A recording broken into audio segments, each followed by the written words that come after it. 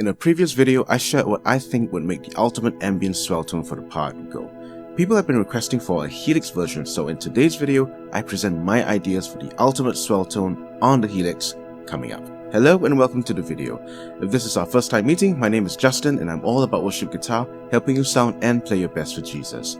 If you want to support these videos and my ministry, please consider liking, subscribing, and hitting that bell notification button. If we've met before, welcome back.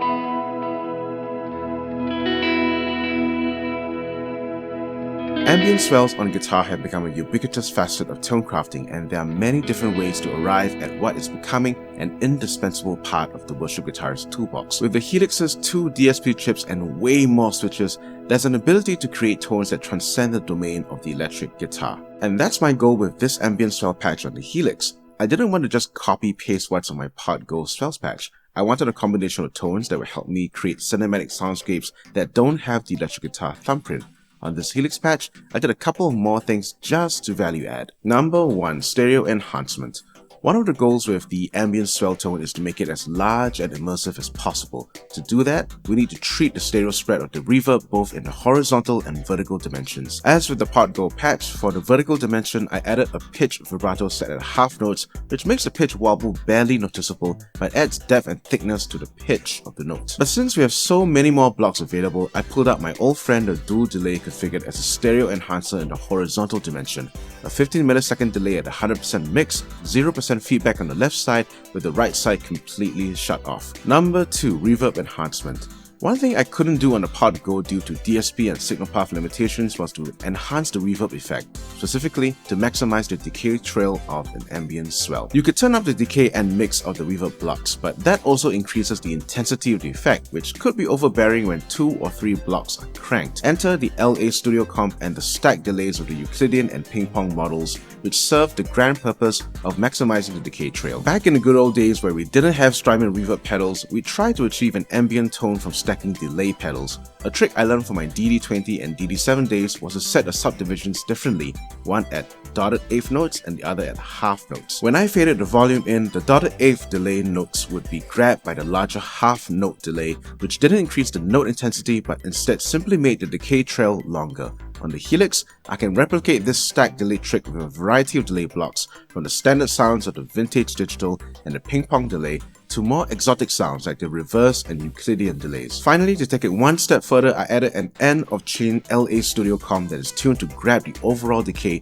dragging a swell to truly epic lengths. Number 3, including a looper. One final piece of the puzzle in making this patch reach lights and motions level of cinematic layering is the looper. I am by no means a looping artist and have very limited exposure to the genre of ambient looping, but as I'm sometimes in a small band that doesn't have keys, it's an opportunity to fill in and create ethereal atmospheres with the Helix. I have a really old video that explains the basics behind loop layering, and you can apply the same concepts to the Helix. Do check it out. Now that I've covered what I've done to the patch, let's hear some tone samples.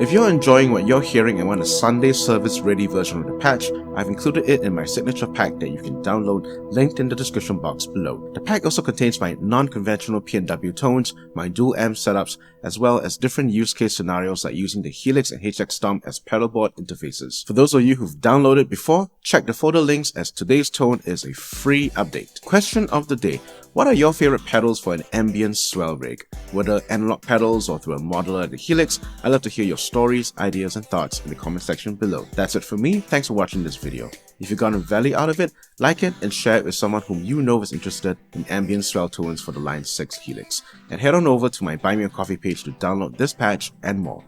Curious as to how the giant Helix fares against a smaller unit like the Pod Go? You'd be surprised at how something so small can generate a big ambient sound.